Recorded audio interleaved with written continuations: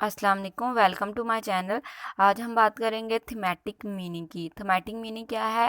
Type کس کی ہے؟ میننگ کی۔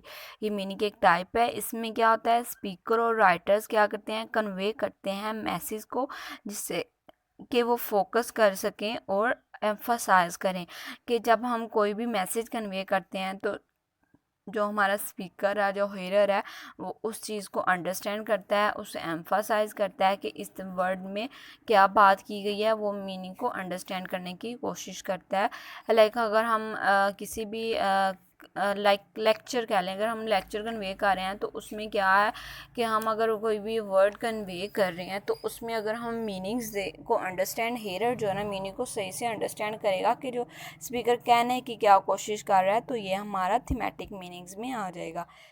تو یہ ہو گیا آج ہمارا تھیمیٹک میننگ۔ ہوپ سو آپ لوگوں کو سمجھ آ گئی ہوگی، لیکن اس سے پہلے پلیز بیل آئیکن کو دبانا اور سبسکرائب اور لائک اور شیئر کرنا مت بھولیے گا۔